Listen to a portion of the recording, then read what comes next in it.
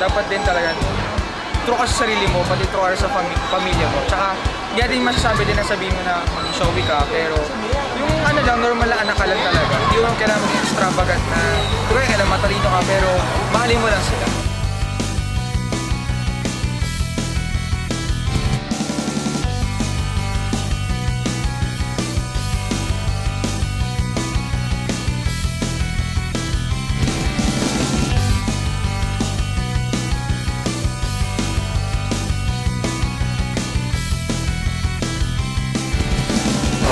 Mag-aral ng mabuti. Makakuha ng magandang trabaho para makatulong sa tulong sa magulang. Mag-aral ng mabuti.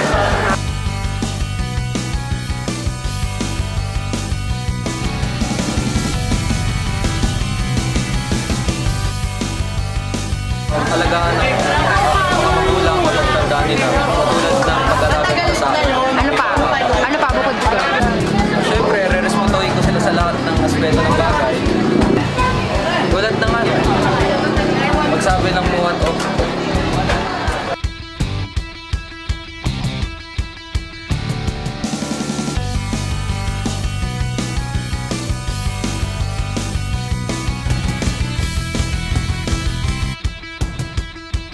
Para mag-fulfill yung gusto nila.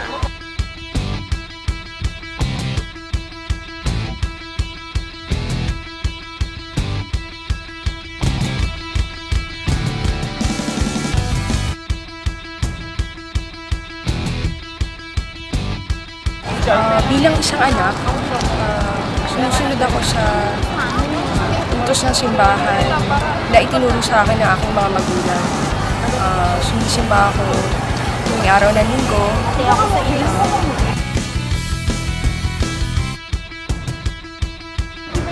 For me, tungkulin ko bilang isang anak, siguro pag nagkaanak na rin ako, yung way na pinagpapalaki nila sa akin, ganun yung gagawin ko pagpapalaki sa anak ko. In that way, parang na-honor ko yung way na pagpapalaki nila sa akin. Ayun.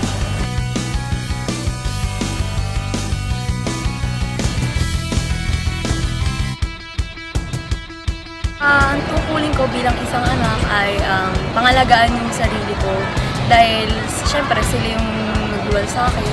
Tsaka itutuwid ko yung landas na simulan ko na hindi ako bisyo.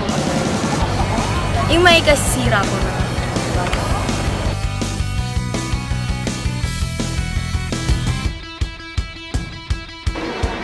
My responsibilities, first and foremost, is to love them. Loving them means doing my responsibilities at home. Number 1 is to study.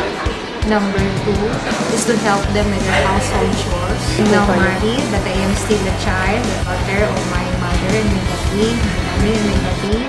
And so because they're sick, they're in the province, I have to go home at least once a week. There are times I go home 2 times a week.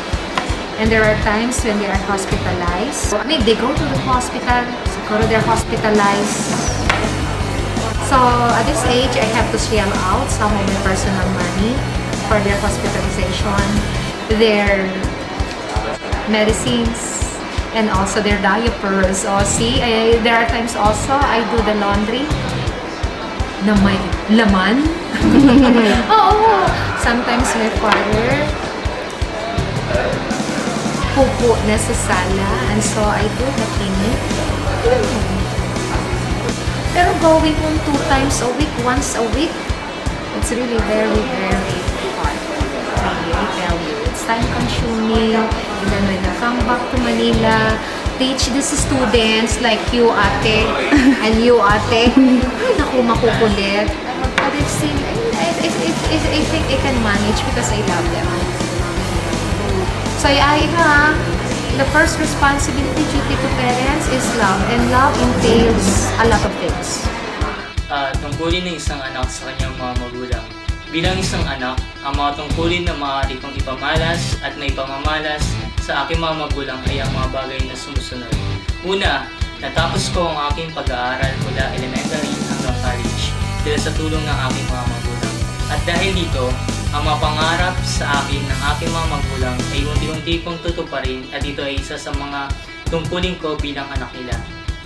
Sa paghubog at pagsuporta sa akin ng aking mga magulang, ngayon bilang isang anak nila, ipamamalas ko naman ang mga bagay na kailangan nila sa kanilang pagtanda. Pagkalinga at pag-aaruga sa kanila sa kanilang pagtanda. Pagdanaw ng utang na loob sa lahat ng mga bagay na ginawa nila para sa akin. At higit sa lahat ang pagbibigay respeto sa kanila.